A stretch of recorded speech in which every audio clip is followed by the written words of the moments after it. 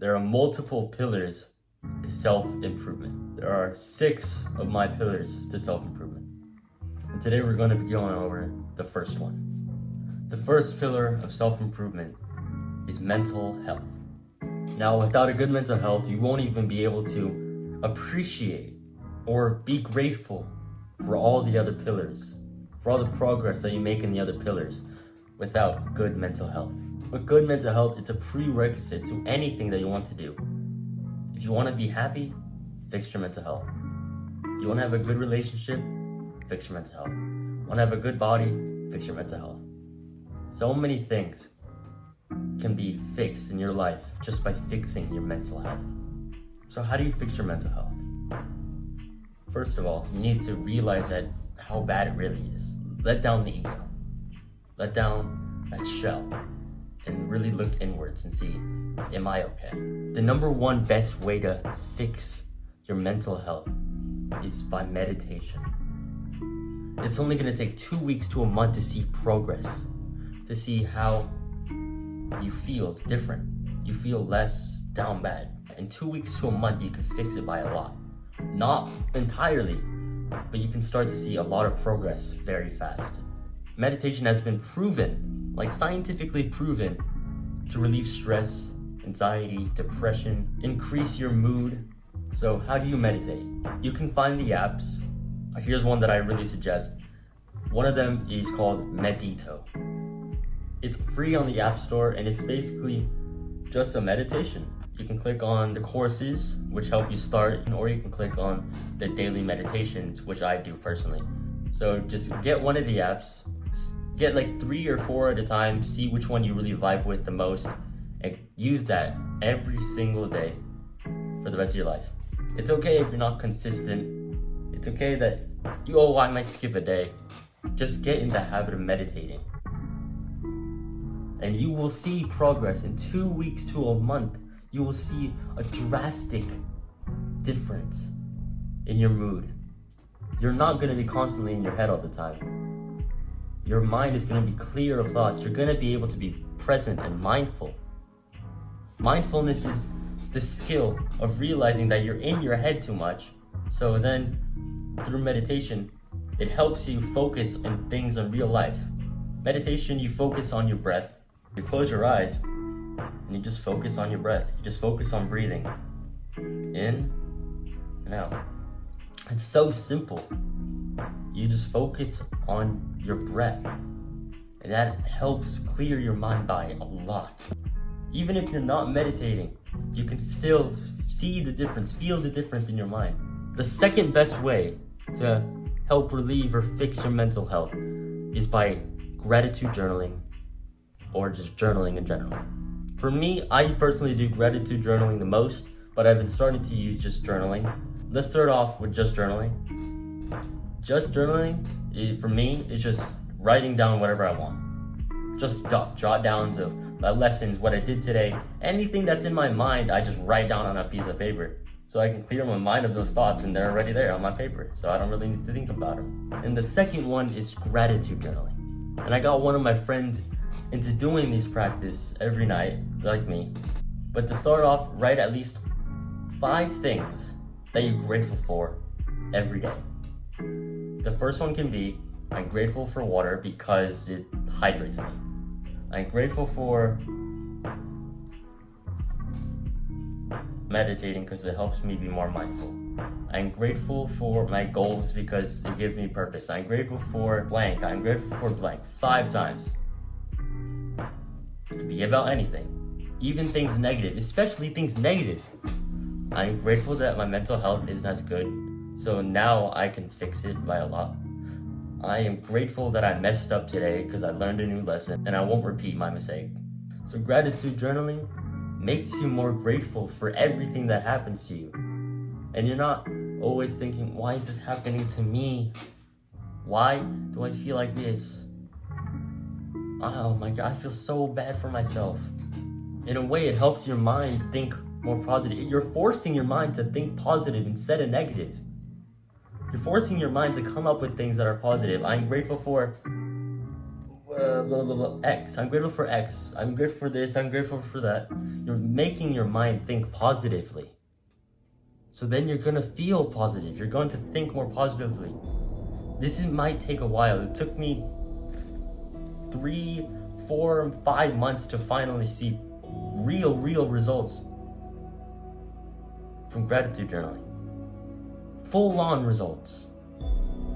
But in 2 weeks to a month, you can see a lot of progress. You can see a lot of results from gratitude journaling. So meditation, gratitude journaling, and journaling are the 3 best things to help improve your mental health. And the next pillars of self-improvement also help build your mental health up. The next pillars help you with your mental health by a lot. It improves confidence, which is one of the greatest things for your mental health. And with a good mental health, it helps you get better relationships, better friendships. People want to be around you more because of your positive energy. People are attracted to positiveness. If you're a positive person who thinks positively about circumstances, who thinks positively about others, who thinks positively about the things around him, people are attracted to that. People want to be around that more. So with a good mental health, I'm trying to push this into your mind. With a good mental health, you can fix so many aspects of your life. So many aspects.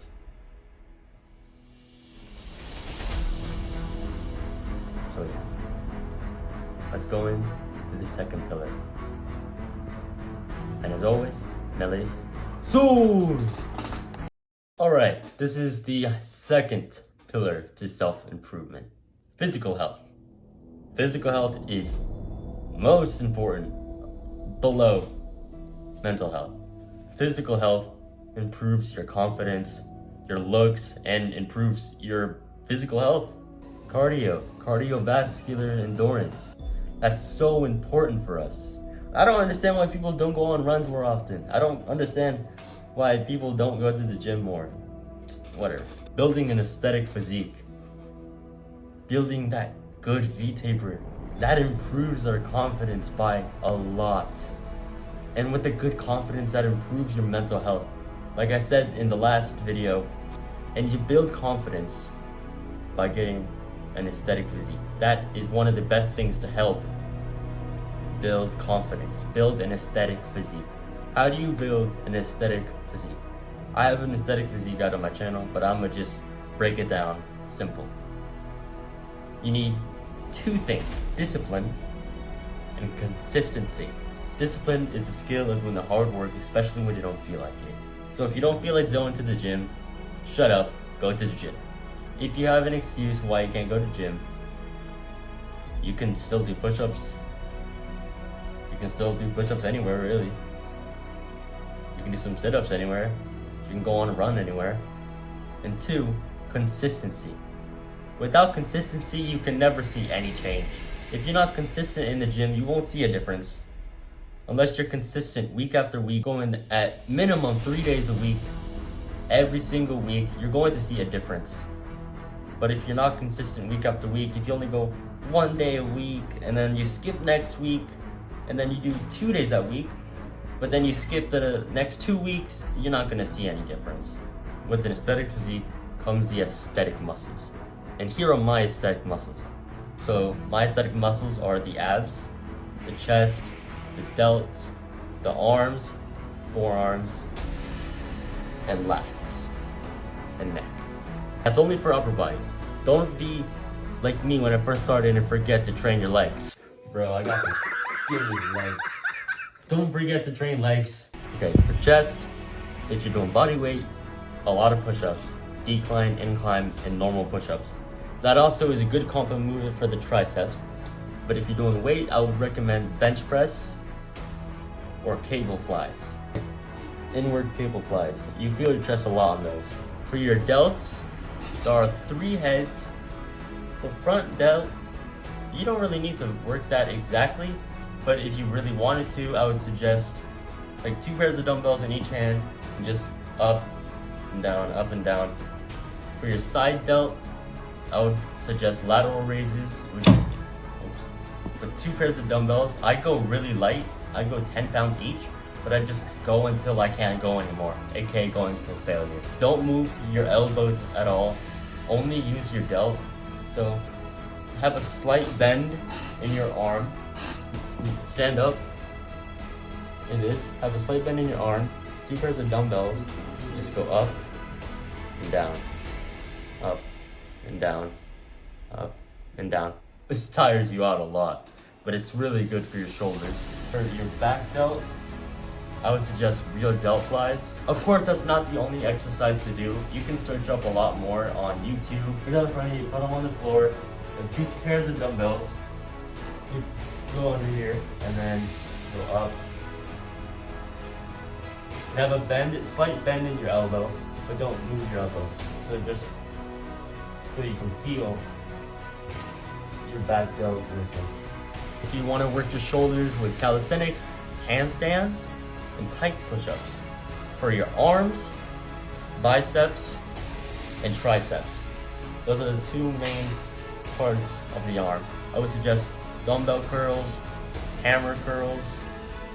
Body weight, I would suggest body weight rows with an inverted grip, or pull-ups with an inverted grip, close grip. It mimics the same movement as you would a normal dumbbell curl. So you're just doing that repeatedly, and trust me, your biceps are gonna hurt after that. So that's for the bicep curls, normal and hammer curls with weights, or close grip inverted pull-ups, or close grip inverted rows. For your triceps, I would suggest push-ups, close grip diamond push-ups, or just close grip push-ups. For waist, I would suggest that's a tricep kickback, or tricep extensions, where you have a dumbbell here, and you just keep going up and down, and up and down. For calisthenics, like I said before, push-ups or dips. It can be the chest dips, which also works the triceps, where you have 2 bars here or 2 chairs, and you're just going up and down.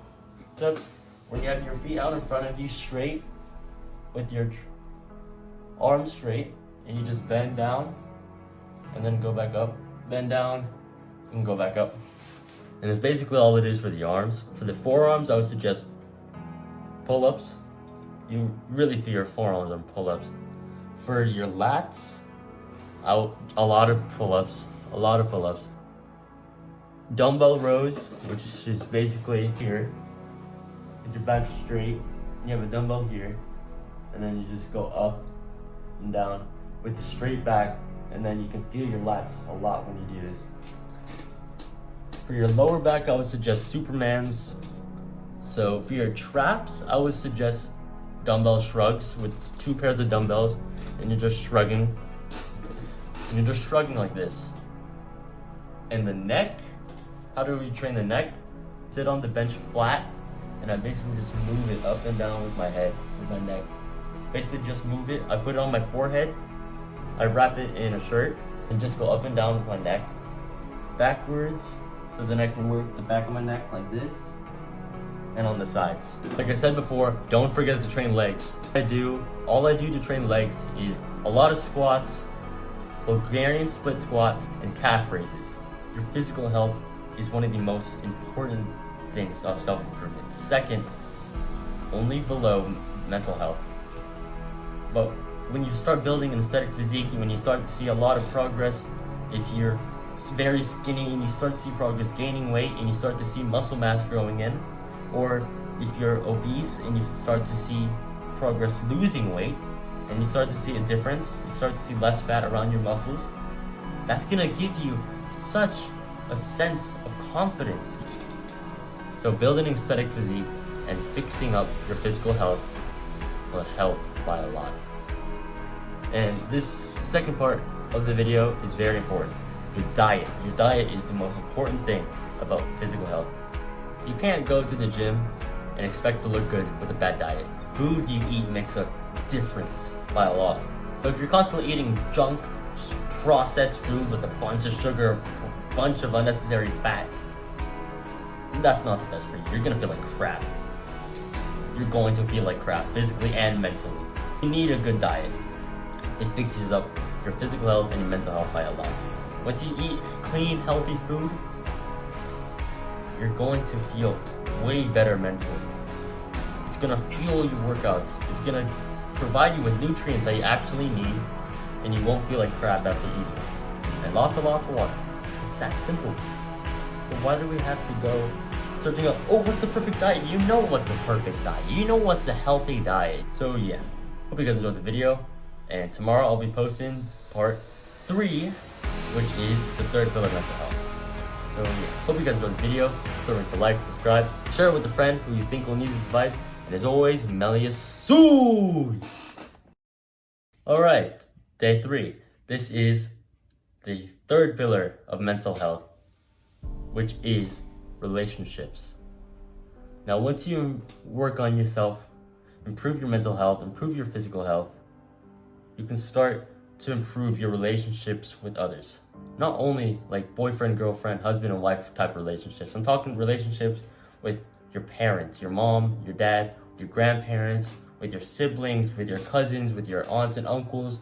You can start to mend your relationship with them. Because as humans, we're not naturally made to be the lone wolf. We're not. We're tribe animals. The more we're in a tribe, the more we feel like we belong somewhere. With our parents, with our own family, with our own blood, the more happier we're gonna feel. So how do you fix your relationship with your family? That's up to you to find out. I'm sorry, I can't give you a clear-cut answer of what to do, but this one you really need to figure out on your own. So fix your relationship with your family, because that's the most important people in your life. That's the most important people ever to you. And the better family unit you have, the better your life is going to become. So let's get into the relationship. Here's what I learned so far. The more quality of a man you will become, the more better quality women you'll bring into your life. Now, how do you treat her? Treat her with a lot of love. But tease her at the same time. Tease her, make fun of her sometimes. Just tease around with her. Just be playful. Because if you're boring, if you only show her one emotion, like, oh, you're so beautiful all the time, it gets boring. Hurt her feelings a little bit. Obviously, you know what not to say and what to say to her. Girls just want to have fun. They don't want to stay in one place. They don't want to be with a boring guy. So actually do things with your life. Instead of just playing video games, going to the gym once a week, playing more video games. If you play video games all day, what is wrong with you? You have no purpose. I'm just saying girls are more attracted to the guys who have things going on. So be playful with her, treat her with love and affection. And if you go too far, if you insult her a little bit too much, if you make her angry, make her sad, obviously take care of her, say I'm sorry. But one piece of never, ever show any weak emotion or any angry emotion. Because the arguments with your girl are the worst thing. I learned from people older than me who experience more than me that to not argue with your girl. Because once you start raising your voice, once you start getting up here, once you start getting mad and angry, you lose a lot of respect doing that with your girl. She loses respect for you, and then she will want to go find a different guy because you're not treating her with love and affection. You're treating her with hate and anger. Don't let your emotions control you, that you start yelling at her because she did something wrong. Don't show any weak emotion with her. Well, if you really need to, go find a friend that you can rely on. Like, oh, it can be your older brother, it can be your brother, it can be your best friend that you can go and cry on their shoulders, but never to her. Because once you start acting in the feminine, she's gonna naturally want to act in the masculine. And you don't really want her there, do you? You want to be in that protector role for her. And people are gonna call this toxic. That you can't lead her because she's a boss bitch. She's a queen. You go, queen. I don't really care. she doesn't really care either. So once you start acting in the feminine, she's gonna naturally transform into the masculine. So go and find a friend who you really know can help you. I'm gonna use my friend Andrew for an example.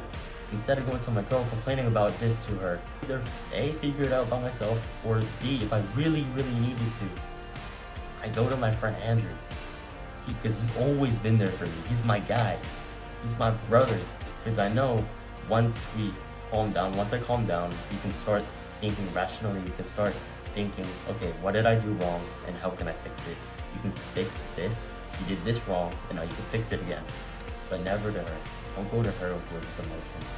She's only going to respect you less. So to recap this section of the pillars, fix your relationship with your parents and your family, your bloodline, because that's your tribe. That is the people you're around with most. So if you have a good relationship with them, your life is going to be way more prosperous. And 2, your relationship with your girl, never get angry with her, treat her with love and affection, play with her sometimes, don't be boring, not show weak emotions. If you really need to, go to a friend, go to a guy friend. So once you guys calm down, you can think rationally, what I do wrong, I can fix this, and it won't happen again next time. So yeah, that was the 3rd pillar of self-improvement, which was relationships. Now let's go into the 4th pillar. So today is the 4th pillar of self-improvement, which is mindset. Your mindset determines the rest of your life. Good work ethic determines the rest of your life. So your mindset is very important. With a good, positive, disciplined mindset, you can get so much achieved than the rest of your peers. One of the best mindsets to have is something called a growth mindset. Now, a growth mindset is a mindset that once you achieve something, you achieve the next thing, and the next, and the next. Similar to goals, very similar to goals. You can also relate this into working out. Here's an example, a growth mindset. So let's say you can bench 90 pounds, you want to go to 100. That's a growth mindset. So you want a growth mindset throughout your entire life. If something goes wrong in your life, if you make a bad mistake, that might push you down a step, but good, you learned a new lesson. So now you make another step, and another step, and another step. So once you achieve something, let's say a goal, once you achieve a goal, you won't stop there. You're not going to stop there. You want to go to the next goal. And once you achieve that goal, you're gonna be like, oh yes, I achieved the goal, let's go. Let's go achieve another one. And the next, and the next, and the next. That is growth mindset. And that is one of the best mindsets to have. Another one of the best mindsets to have ever as a human is a disciplined mindset. Now, I said this many times on my channel. Discipline is the skill of doing the hard work, especially when you don't feel like it. So when you don't feel like doing something and you know you need to do it, you do it anyways. Because that is discipline. And a disciplined mindset is very valued in life. Because if you were disciplined, you get stuff done. While other people are out there not achieving anything, procrastinating on their homework. You're out there doing your homework as soon as you get home, and then you get the better grade instead of that. So have a disciplined mindset. I got my mindset from David Goggins. That was the biggest thing. I had to stop caring what people thought about me. I realized that everybody's f***ed up. And some of my mindset from Tate. I don't put weight to the significance of the emotion. So I always consider myself a happy person, but if I woke up and I was slightly less happy one day than another, it wouldn't affect anything I do and I wouldn't put any relevance to it. Well, also there's no light without dark and there's no joy without pain. But it took me a little bit to find the real information from him, because he has a lot of valuable information. He's very knowledgeable, but a lot of the things he said can be meh.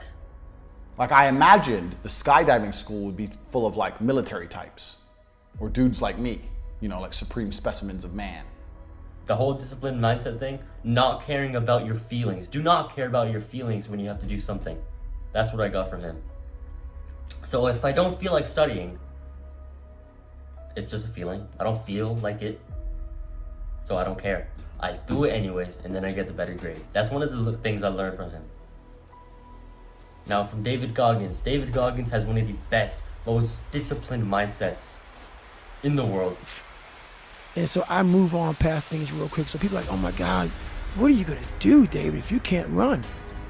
Well, I'll swim, or I'll go to college, or I'll do something else. He's one of the most disciplined men in the entire world, in my opinion. So you can get a lot of knowledge from David Goggins. So to recap, a growth mindset, which is basically once you achieve something, you're going to keep wanting to grow and more and more and more. Similar to progressive overload.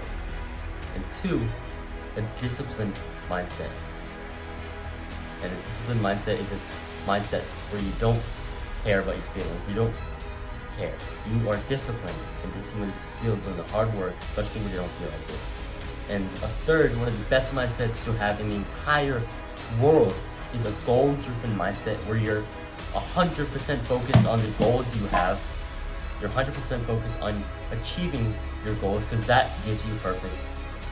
So yeah, that was the 4th pillar to self-improvement, which was mindset. So yeah, hope you guys enjoyed the video and share it with someone who you think can use this knowledge. And as always, Melius Soy! This is the 5th pillar to self-improvement, which is learning. Learning is so much fun. You don't even know how fun learning is. It's just your perception of learning is messed up by the school system. You think that learning is sitting in a classroom, listening to the teacher, taking notes, and not caring. School makes you hate learning. School makes you hate reading. So, why is this a pillar of self-improvement? Why did I add this as one of my pillars? The reason I added learning is because if you don't learn, you don't know. And if you don't know, well then you're a liability. If you don't know, you don't add any value to your tribe. So you're useless. You know the saying, knowledge is power. And if you don't learn, then you won't know. And if you don't know, you won't have any power. So how do you really learn? You learn by reading books, by listening to podcasts, by watching some YouTube videos, and not some Mr. Beast. You don't learn nothing from him. Actually learn from knowledgeable people. Jordan Peterson, Joe Rogan, Dre Drexler, Hamza, Joe Rogan, and Andrew Huberman. Andrew Huberman is a scientist on psychology, and he has this podcast just called Andrew Huberman Podcast. And you can go search him up, and his videos are filled with a lot and lots and lots of knowledge about the human mind. Joe Rogan Podcast. If you haven't watched at least one Joe Rogan podcast, you should go watch one. One of my favorites was with Jordan Peterson and David Goggins. Just watching one podcast can give you so much information that school does not teach you. Another way is books. Books are pretty much power. You can read one book and it can save you years of struggle. There's this book that I really like. It's called Meditations by Marcus Aurelius. Now, Meditations it's not your conventional book. It's kind of like jots of things, like how to live life. And Marcus Aurelius was the head of the Roman Empire. But every day he wrote down in his journals things that he could fix, things that he learned that day. So things that if he could learn as the top ruler of Rome, what used to be one of the most prosperous civilizations of all time, I'm sure you can find some sort of knowledge in there. I'm sure you can find at least one thing that can save you years of struggling. So you should always constantly learn. Because if you're not learning, then you're not useful. If you're not learning, then you won't be powerful. And I can tie this into the relationship pillar. Once you start knowing, you can start helping people in your tribe. You can start helping people and start guiding them on their self-improvement journey. I give my friends, if they ever need any advice, I give it to them. I give my knowledge to them so that they won't have to suffer or struggle like I did when I first started. I'm gonna use my friend Andrew as an example. He wanted some advice to start working out, and I gave it to him because I know a little bit about working out. So I gave my knowledge that I have to him, and I shared with him my mistakes of what I did wrong. So now he learned something that I didn't know when I started. So once you learn from your mistakes, from others' mistakes, from books, from podcasts, from knowledgeable people, you can give that knowledge to the next person. So today, I gave my friend Andrew some advice of some body parts to work and like how to work them properly. And I told him to remember to always work your shoulders, your back, and your legs, because those were the body parts that I neglected when I first started working out. So I very emphasized that to him, that you need to work your shoulders, your back, and your legs. Learn. You can learn from the mistakes of others. There's this quote, "A man learns from his mistakes. A wise man learns from the mistakes of others." You can just learn from your own mistakes, or you can seek out more knowledge from more knowledgeable people so that they can share their mistakes with you, so you won't have to make the exact same mistakes that they did. You're more knowledgeable. Let's say this person wants to make money, and he knows someone who's made a lot of money. He goes to him and asks, "How do I make money?" The man tells him, "Oh, it's simple. You just got to do X." But then the man also tells him, "But remember to save your money and not always spend it. Because when I first started making money, I just wanted to spend it right away. So don't do that." So now the guy who asked the man with money how to make money, he gained more knowledge than what he intended for. The man told him to not spend money, so now he knows not to make the same mistake as the man who he asked for advice. So always have a learning mindset. So yeah, that was pillar 5. Alright, this is day 6. The 6th pillar is purpose. So why is purpose the 6th pillar of my self-improvement? Purpose, it gives us a direction in life. For me, my purpose right now is to achieve my goals, to achieve all my goals I have. So currently I have 2 goals that I've done, that I finished with for the year. So I can push those aside and focus on what I really want. So our purpose in life should be to help others, should be to inspire others, to motivate others, to be their best selves of themselves. That's what I'm doing with this YouTube channel. I'm trying to help you, provide you with information so that you can help the next person and the next and the next. Because my purpose here on this earth is to help and lead people to their best selves, to their best lives. That is my purpose here on this earth, and I will not stop until I achieve it. So find your own purpose and work your head off to achieve your purpose. Your goals should be aligned with your purpose. One of my goals is to reach 5,000 subscribers.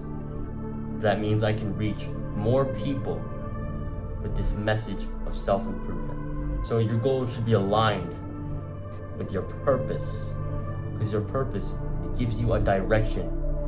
Your purpose gives you a purpose to live. It gives you a purpose to be here. It gives us a purpose to live, a reason to live. So find your purpose so that you can live your best life.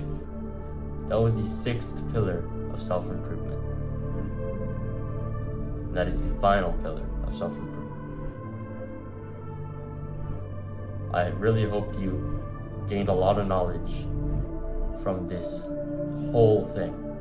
I hope you gained knowledge about all of the pillars of self-improvement and how you can implement that into your life. I really hope that you stay to the end. so you can hear all the points. I'm very grateful for you listening. And if you listened all the way to the end, you're going to succeed. If you made it to the end, you're going to beat that person in the race who clicked off in the first 5 seconds. You're going to beat him. So always remember, self-improvement is the way to the best life imaginable, so you can lead others. And as always, Melius Sui.